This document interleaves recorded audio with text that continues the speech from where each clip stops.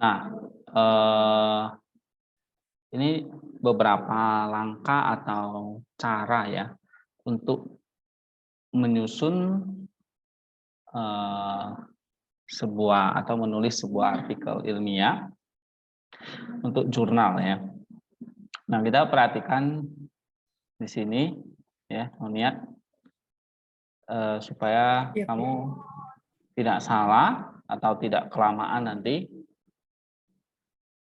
Teman-teman di sini sudah ngerjakan, bahkan sudah masuk ke bab 2, bab 4 ya. Nah, kamu misalnya di Filokalia, di situ ada namanya indeks. Nah, ini indeks, atau kamu lihat glosari di situ. Nah, ini adalah konsep-konsep atau istilah-istilah yang dijelaskan di dalam Filokalia. Ya, bisa lihat di glosari. Ini glosari ini kalian bisa cari judul-judul juga atau topik. Misalnya apa itu discrimination, diakrisis. Ya. Nah, apa itu dispassion? Ada yang pernah bahas di sini apatia? Dispassion? Yang mungkin kalian sering dengar dari saya, dispassion, apatia. Nah, kan nggak tahu kan bagaimana konsep atau pengertian dispassion ini tentang mengatasi hawa nafsu ini menurut para penulis atau Bapak Filokalia. Right? Nah, ini kan menarik, ini bisa jadi topik gitu. Nah, di glosari carinya banyak, ekstasi atau ekstasis. Nah, ini kayak keluar dari dirinya sendiri dan menuju kepada Allah gitu ya. Sehingga manifestasinya bisa seperti dia bisa berjalan ya, atau dia waktu dia berdoa mengalami ekstasi itu kayak dia bisa terangkat ke surga. Ini yang seperti dialami Rasul Paulus misalnya. Oke, itu namanya ekstasi. Nah, itu juga bisa diselidiki. Nah, tadi Noni tentang apa? Faith ya, iman. iya, iya. Nah, kamu sudah dapat nih sebetulnya di glosari ini sudah menjadi sebuah hipotesis atau tesis statement awal. Jadi faith itu misalnya kamu harus mengklaim nanti ya, itu bukan soal theoretical belief dalam hal dogmatic truth. Jadi iman itu bukan kepercayaan dogmatis atau teoretis atau intelektual gitu. Ya. Tapi sebuah embracing relationship, relasi yang mencakup menyatukan semua hal. Ya. Kemudian attitude of love, sikap kasih, dan total trust in God.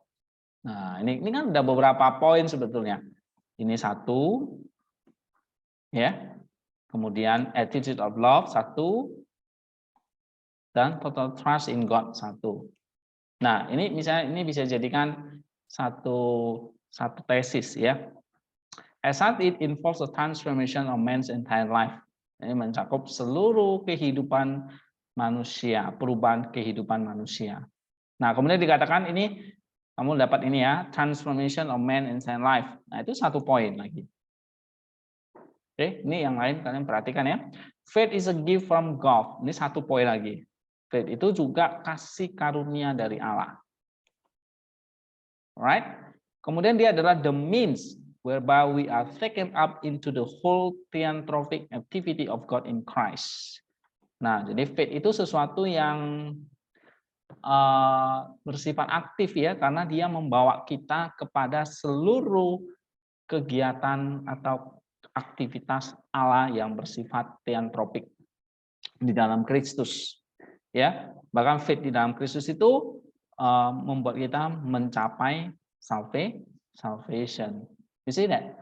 Ya, jadi pertama faith itu bukan theoretical belief only, termasuk orang yang beriman itu nggak boleh iman buta kan, tapi dia harus punya pengetahuan pada dogmatic truth tentang kekristenan, tentang dogmatik.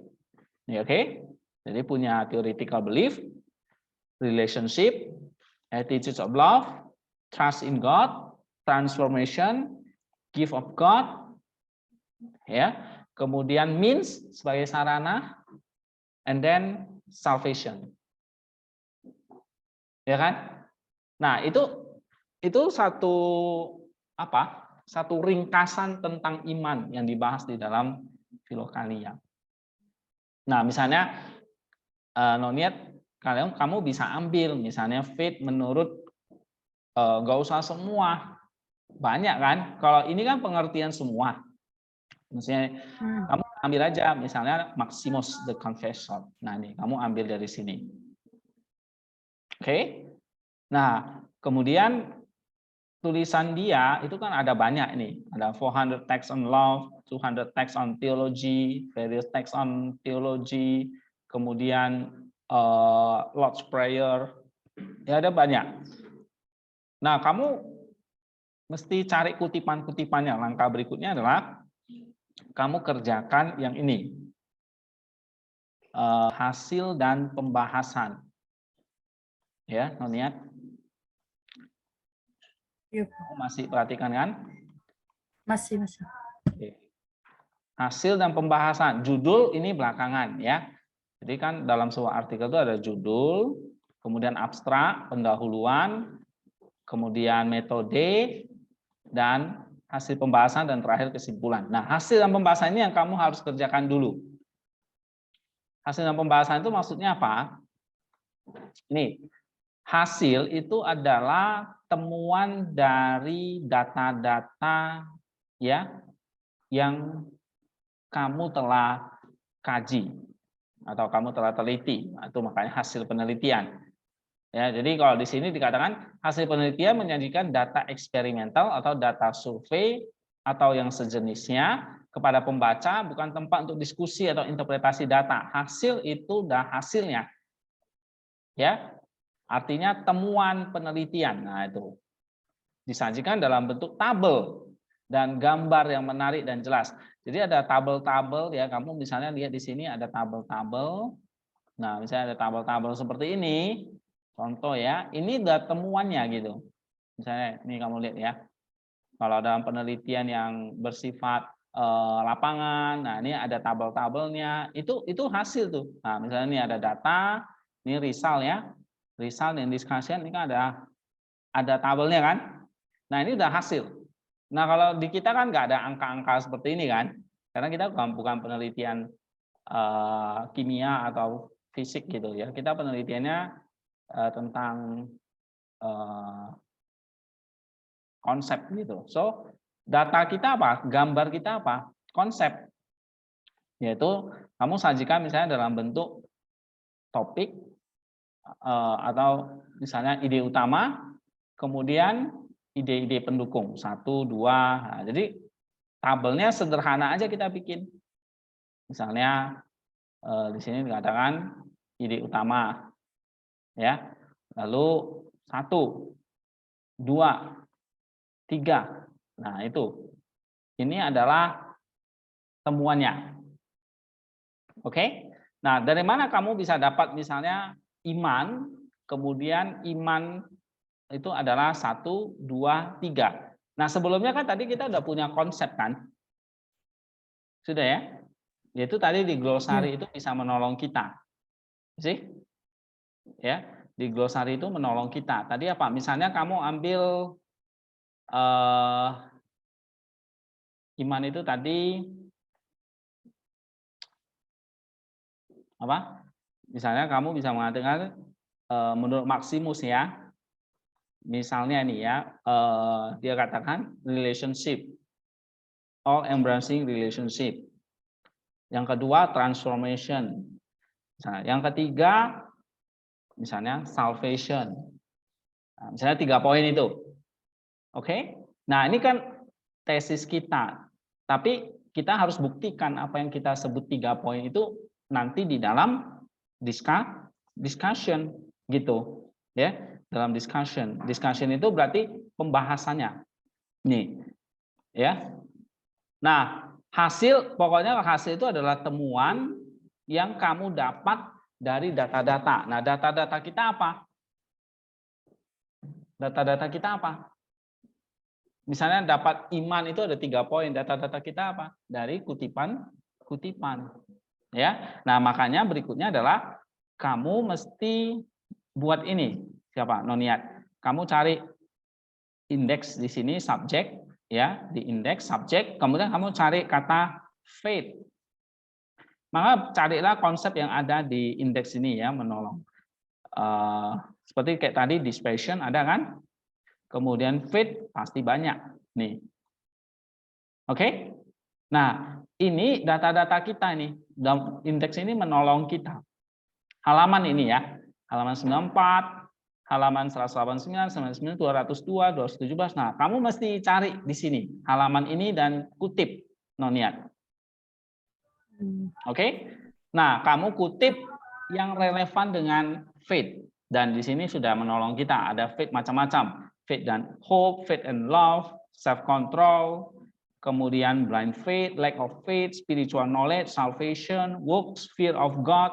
Tadi kan kita udah sempat dilihat di glosari ini, semua sudah dirangkum dalam glosari.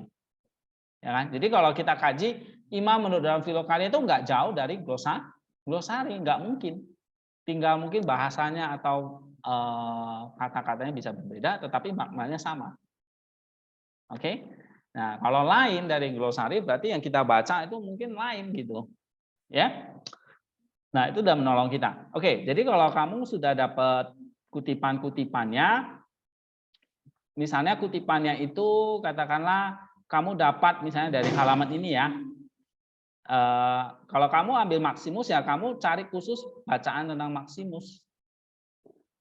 Ya, gitu. Kalau misalnya utamakan yang Maximus dulu gitu. Nah, misalnya kamu dapat katakanlah 30 kutipan. Oke. Nah, 30 ini kamu buat dulu. Ya, ini untuk mencari hasil ya. Kita ini masih langkah mana? Mencari hasil. Hasilnya di sini ya. Ini kita masih di sini nih. Belum pembahasan, masih hasil.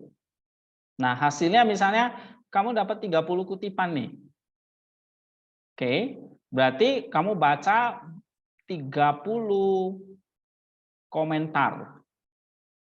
Oke, 30 komentar kamu harus dapatkan. Atau katakanlah ini ada data, berarti ada temuan, 30 temuan.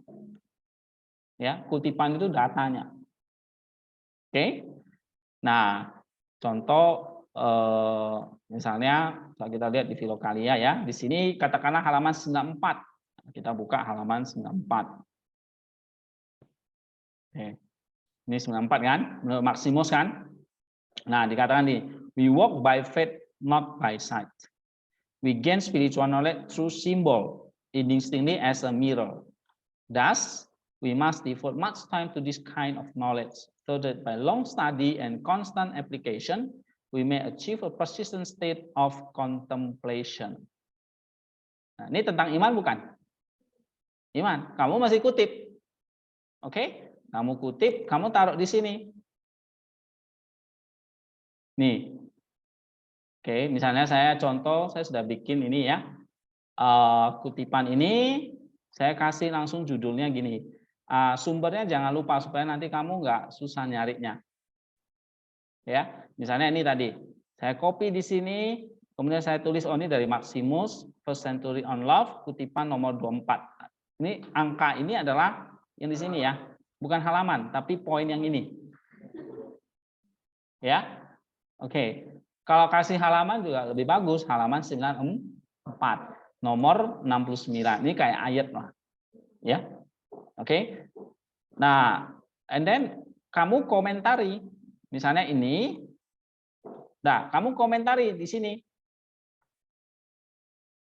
Di bawahnya langsung kamu komentari. Nah, ini artinya temuan. Jadi kalau misalnya kan saya sudah contoh buat itu sudah sampai 25, ini ada 25 temuan. Nah, 25 ini nanti akan saya buat tentang kasih. Oke, konsep kasih menurut Maximus, the Confessor di dalam 400 Texts on Love. Oke, jadi Jelas ya? Variabelnya kasih, kemudian Maximus di dalam the confessor, di dalam 400 text on love. Oke. Nah, dari sini saya mengasumsikan tesis saya 3 poin ini, kasih itu dengan perbuatan baik, menguduskan, mengilahikan manusia. Gitu. Tapi kan ini namanya apa? Temuan atau hasil. Tapi waktu hasil ini kita perlu apa? Interpretasi. Inilah namanya pembahasan. Nah, pembahasan itu memuat dialog. Ingat kata kuncinya apa? Dialog. Ketika kamu sudah menemukan, misalnya temuannya tadi 3 poin ini, oke, Noniat, perhatikan ya. Ini saya cuma jelaskan sekali aja. Kalau saya sudah temukan 3 poin ini, oke, maka langkah berikutnya adalah saya mesti buat pembahasan atau istilahnya ini adalah dialog membandingkan hasil penelitian, hasil tadi 3 poin tadi dengan hasil-hasil penelitian sebelumnya. Oke. Nah, hasil-hasil penelitian sebelumnya kalau di skripsi itu kan di bab 2. Ya kan? Kemudian dari hasil-hasil penelitian sebelumnya, kemudian Maximus, kalian akan dapat yang namanya konsep atau temuan tadi. Nah, temuan itu kalian perlu bahas lagi di bab 4. Nah, ini yang skripsi itu jangan lupa ya. Oke, nah kalau artikel jurnal cukup di sub bagian hasil dan pembahasan. Nah, ya. Nah, kita kembali ke contoh tadi. Misalnya tadi tentang iman ya. Nah, kita berjalan melalui iman bukan lewat penglihatan. Dan kita memperoleh pengetahuan rohani melalui simbol-simbol ya. Seperti kita melihat di dalam cermin. Nah, 1 Korintus 13 ayat 12 ini. Ini Mas Yesus mengatakan bahwa faith itu bukan faith yang buta. Tapi faith yang dituntun oleh spiritual knowledge. Oke? Faith yang bukan faith yang sembarangan, tapi faith yang dituntun oleh satu pengetahuan rohani. Sehingga kita kalau faith kita itu mau berjalan di jalan yang benar, ya harus belajar doktrin yang benar. Nah, untuk itu kita harus punya long study and constant application. Jadi punya belajar yang serius, yang lama, tapi juga aplikasinya. Sehingga kita bisa mencapai yang namanya state of contemplation. Nah, jadi iman mencapai kontemplasi. Nah, itu namanya apa? Kamu paraphrase atau kamu mencari sebuah temuan. Nah, kamu akan komen apa di sini? Kamu akan komen bahwa iman dituntun oleh spiritual knowledge sampai kita mencapai kontemplasi. Kontemplasi itu artinya apa? Kamu mendalami iman itu, study. Oke, setelah itu kamu aplikasikan. Itu namanya kontemplasi. Kamu ibaratnya kalau dulu kita menghayati sesuatu lalu kita mencoba mempraktikkannya. Nah, itu namanya di dalam hal ini Mas Yesus mengatakan that is a state of contemplation. Dapat kan? Nah, setelah itu anggap ini satu contoh, terus kamu susun ini semua sedemikian rupa, dapat 30 misalnya, kamu harus jadikan itu berapa? Buat jadi hasilnya misalnya jadi 3 poin tadi.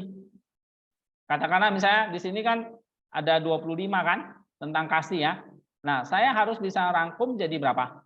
3 poin kasih tadi, yaitu kebajikan, pengudusan, dan pengilahian. Nah, jadi 3. Jadi kamu mesti buat yang namanya kategori atau kamu buat kategorinya. Misalnya 30 ini 1 sampai 30 ini misalnya poin 1 sampai 10 tuh poin 1. Misalnya 11 sampai 20 poin 2. 13 sampai 30 tuh misalnya poin 3. Paham ya, Noniat? Nah, 3 itu hasilnya apa? Hasilnya ini. Oke? Nah, baru sekarang kamu tinggal isi aja. Tadi misalnya ini ya, kutipan 1 sampai 10. Itu tentang perbuatan baik. Kutipan 11 sampai 18 tentang pengudusan. Kutipan nomor 19 sampai 30 misalnya. Nah, ini isinya. Kalau ini kan belum, karena saya belum masukkan di sini. Ya. Nah, kutipan saya biasa saya tulis misalnya di di word yang lain kayak gitu. Misalnya di sini dulu. Nah, nanti saya tinggal pindahkan aja. Yang mana yang bersifat pengudusan? Misalnya kasih itu pengudusan. Misalnya ini. Kasih tidak dapat dicapai jika kita tidak menyingkirkan hal-hal dunia, sebab mereka mengotori jiwa kita, sedangkan kasih itu menguduskannya. Berarti ini apa? Kasih poin ke berapa ini? Poin ke berapa? 2. Kasih yang menguduskan manusia. Saya tinggal taruh sini. Oke, dapat 1 poin. Nih. Nah, ini baru hasil ya. Kemudian karena saya udah bikin, saya tinggal baca lagi. Pada awalnya iman kita kepada Allah, iman berujung pada kasih yang di dalamnya kita telah melalui proses takut akan Allah, pengendalian diri, ketekunan, kesabaran, pengharapan, memurnikan hawa nafsu kita atau passion, dan menghasilkan kasih. Nah, ini konsep kasih tentang apa ini? Perbuatan baik, pengudusan, atau pengilahian? Ini bicara tentang apa? Dia perbuatan baik, ya kan? Ada takut akan Allah, pengendalian diri, kesabaran, pengharapan. Ini kasih tentang perbuatan baik. Nah, kita tinggal masukkan di sini. Kamu bisa ikuti Noniat? Bisa. Oke, nah, kamu tinggal masukkan di sini. Ya. Nah, terus kamu baca lagi misalnya. Kan tadi misalnya ada 30 kutipan kan? Nah, kamu baca lagi, masukkan lagi. Itu namanya pengkategorian. Ya. Nah, ini misalnya kasih pada Allah membuat kita terus bergairah dan tanpa henti mencari dan mengenal Dia lebih utama daripada segala yang diciptakannya.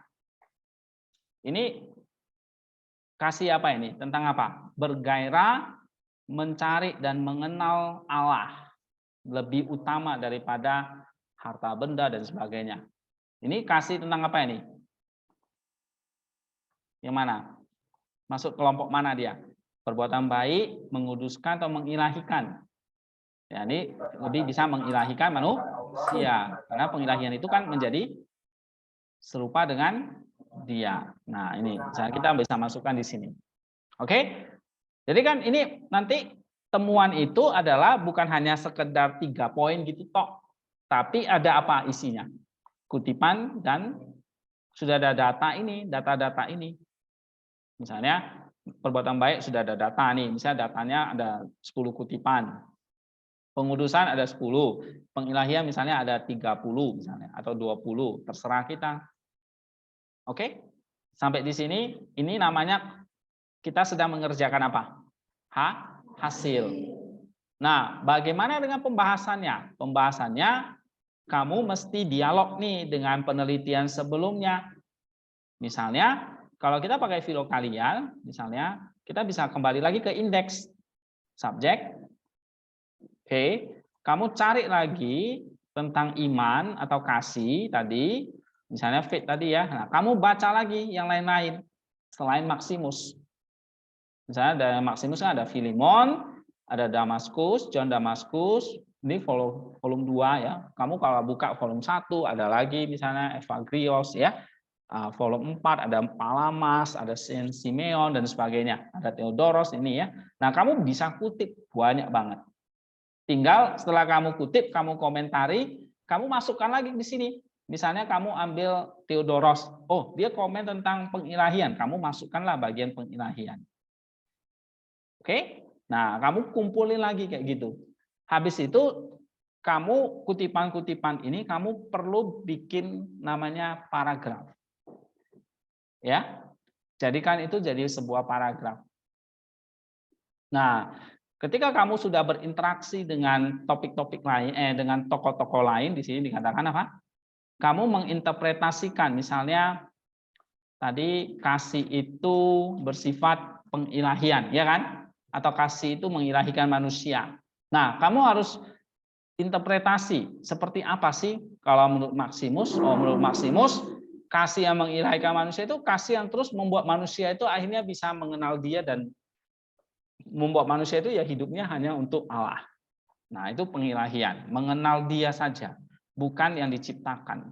Makanya nanti di kerajaan surga itu Tidak ada lagi yang namanya kawin mengawin, tidak ada lagi harta benda yang orang tuh ngejar harta benda seperti di dunia ini. Nggak ada. Orang semua tuh memuji dan mencari memuliakan Allah. Nah, itu artinya pengilahian. Oke. Nah, nanti apa komentar-komentar dari artikel atau dari buku-buku lain kamu harus dapat ya. Tapi paling tidak misalnya untuk sebuah artikel jurnal ya kita memang kadang-kadang dituntut selain buku-buku ya kamu bisa cari artikel-artikel ya download cari di LinkedIn dan sebagainya tentang kasih kan banyak, tentang faith banyak. Nah, mungkin kamu bisa kutip tambahin disisipin aja. Tapi main structure-nya Maximus ya. Kemudian yang kedua tokoh-tokoh lain atau bapak gereja yang lain. Ya gitu. Nah, ini selesai pembahasan. Nah, bagi yang ngerjakan skripsi, hasil dan pembahasan itu berarti setelah kamu kerjakan bab 2, kamu harus lompat ke bab 4. Bab 4 itu pembahasan. Ya, bab itu pembahasan. Nah, setelah selesai bab 4 hasil dan pembahasan, kamu bisa ngerjakan bab 5 oke, atau kamu mau ngerjakan bab 1-nya juga boleh. Atau bab 3-nya juga boleh, ya. Nah, kalau saya sarankan kerjakan langsung bab 5-nya, kesimpulannya. Atau kalau enggak bab 1-nya. Nah, di bab 1 atau pendahuluan isinya apa pendahuluan itu? Masalah penelitian, penelitian terdahulu, gap analisis, tujuan penelitian. Nah, kalau deskripsi mungkin ditambah latar belakang masalah, ya kan? Ini masalah penelitian. Kemudian ada manfaat penelitian. Kemudian ada rumusan masalah, ya. Oke. Nah, kalau di skripsi namanya latar belakang masalah itu sudah mencakup ini. Masalah penelitian, penelitian terdahulu, gap analisis. Ini 3 ini semua sudah di latar belakang masalah. Ya. Nah, latar belakang masalah itu terdiri dari apa masalah yang mau dipecahkan. Tadi tentang kasih kan. Nah, kenapa kasih itu perlu dipecahkan? Ada masalah apa dengan kasih? Pikirkan.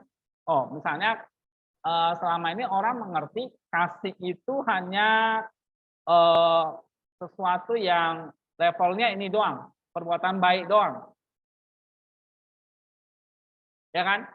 Tapi ternyata apa yang diajarkan oleh kitab suci, kemudian dilanjutkan oleh Filokalia, oh kasih itu bukan hanya masalah moralitas.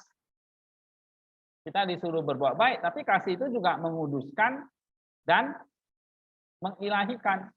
Nah, ini masalah yang mau kamu buktikan atau kamu pecahkan bahwa kasih itu mengilahikan manusia.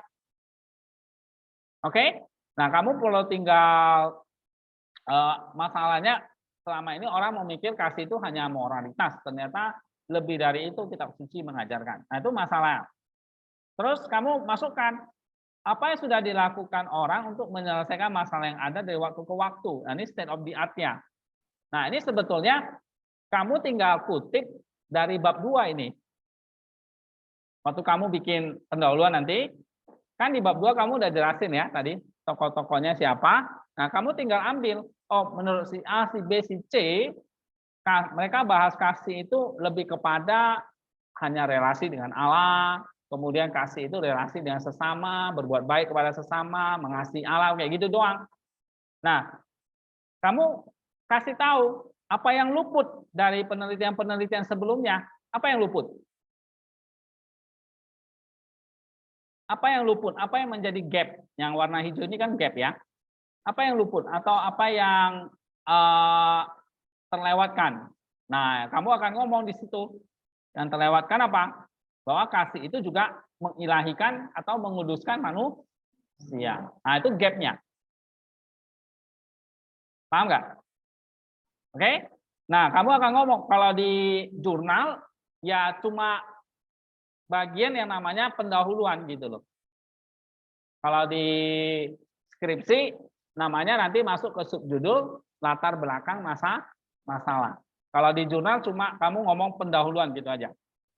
Nah, pendahuluan isinya ini ada gap atau ada yang luput nih. Nah, luputnya tadi, oh ternyata kasih itu juga bersifat pengilahian. Nah, kamu akan tawarkan ini konsep untuk mengisi kekosongan itu. Oh, ternyata Maximus dan Filokalia misalnya mengisi kekosongan itu. You see? Nah, baru setelah itu apa? Apa yang ingin kamu capai dari penelitian atau pekerjaan ini? Itu namanya tujuan penelitian. Nah, untuk pendahuluan buat kayak gitu, Noniat. Oke? Baru yang kedua, kamu tulis metode. Nah, metode ini kalau deskripsi berarti bab 3. Nah, metode itu adalah ini. Datanya dari mana? Sumber data. Tahapan penelitiannya seperti apa? Data dan teknik pengambilan datanya seperti apa? Kemudian teknik analisis datanya. Nah, jadi menurut saya kalau kita tadi ya, konsep kasih ya, sumber data kita apa? Kamu akan ngomong, sumber data kita dari buku ini. Filokalia volume 2. Ya, itu data utamanya. Kemudian Filokalia volume berapa gitu. Oke? Nah, kamu kasih tahu begitu. Ya. Kemudian tahapannya gimana? Tahapan penelitiannya tadi kan saya sudah sampaikan, tahapan penelitiannya kamu akan mengatakan saya penulis mencari mengolah data, mencari data, kemudian tadi yang temuan itu loh. Mengkategorikan yang 30 ini tadi. Paham ya? Misalnya tahapan penelitiannya tadi penulis membaca, mengutip, kemudian menginterpretasikan kutipan-kutipan dari Maximus. Sudah. Setelah itu penulis membuat kategori dari 30 kutipan itu, kemudian dikategori menjadi 3 poin. Nah, setelah itu penulis ngapain? Melakukan pembahasan dengan penelitian sebelumnya. Nah, penulis setelah itu penelitian sebelumnya, kemudian penulis menyimpulkan sesuatu dari hasil pembahasan itu. Nah, itu namanya apa? Tahapan penelitian. Kemudian data dan teknik pengambilan datanya gimana? Kamu kok bisa dapat 30 data ini dari mana? Hah? Enggak dong, dari indeks. Jadi kamu akan kasih tahu penulis akan mengutip ya kutipan atau data-data yang relevan dengan topik dengan melihat indeks misalnya. Kasih tahu di situ kalau bikin jurnal ya atau skripsi. Oke? Nah, jadi gimana kita dapat mengambil data? Caranya tadi penulis membaca, kemudian menyeleksi kutipan-kutipan atau data-data berdasarkan indeks yang di buku Filokalia. Nah, kasih tahu begitu. Oke? Nah, itu cara mengambil datanya gimana? Kemudian kamu menganalisisnya gimana? Menganalisis kan tadi setelah kamu dapat 30 data itu kamu apa tadi? Saya penulis memberikan interpretasi atau memparaphrase. Nah, jadi kamu menganalisis data caranya gimana? Menginterpretasi atau memparaphrase data tersebut. Kemudian penulis ngapain? Meringkas itu menjadi 3 poin topik yang dibangun. Nah, itu namanya apa? Teknik analisis data. Itu metode. Oke? Kemudian terakhir kamu bisa kerjakan kesimpulan. Nah, kesimpulan itu apa? Kesimpulan itu adalah ringkasan hasil penelitian, temuan penelitian yang berkorelasi dengan tujuan penelitian dituliskan dalam bagian pendahuluan. Nah, kesimpulan itu biasanya 1 paragraf. Kalau dalam artikel ya. Jadi intinya menjawab tujuan penelitian. Jadi tadi tujuan penelitian kan mencari konsep kasih ya. Nah, maka di kesimpulan kamu ringkas kembali. Kasih itu 3 poin tadi. Dan tercapai sudah, bahwa kasih itu bukan hanya bersifat perbuatan baik, tapi kasih itu juga menguduskan dan mengilahikan. Nah, itu kesimpulannya, selesai. Paham? Mau lihat? Paham, Pak. Oke. Itu ya. Nah, kamu harus kerjakan secepatnya. Oke. Kamu bisa pakai Silokalia ini aja sangat menolong karena sudah ada indeksnya, ada halamannya. Kalau kamu bahas tentang iman misalnya, nah kamu sudah ada ini halaman-halamannya. Ya. Nah, begini, kamu mesti lapor gitu ya. Lapor misalnya 1 minggu, 2 minggu kamu dapat hasilnya apa? Oke? Siapa lagi di Oke, sini? Pak. Misalnya kayak Cindy ya. Kamu udah hasilnya kayak gimana? Hah? Belum. Nah, mulai kerjakan sama kayak noniat ini. Kalau semester ini nggak selesai nggak apa-apa. Semester depan. Ya, kalian jangan Iya, ketawa. Ini kalau skripsinya nggak selesai ya, ya. Karena saya lihat kalian ada yang apa masih masih bab 2 pun belum selesai ya, masih santai-santai. Oke. Artinya gini, jangan tergantung pada dosen pembimbingnya. Kerjakan apa yang saya sudah kasih tahu. Saya kerjakan bab 2, saya kerjakan bab 4. Kalau kalau dosen pembimbingnya mengarahkan bab 1, 2, 3, ya silakan ya bisa ikuti, tetapi konsep utama kan kalian sudah dapat. Oke. Ya, harusnya memang dosen pembimbing saya sudah kasih tahu itu langkah-langkahnya seperti itu ya. Seperti yang tadi saya jelaskan, fokus bab 2, hasil dan pembahasan bab 4. Nah, di situ bebas mau ngerjakan bab 1 boleh, bab 3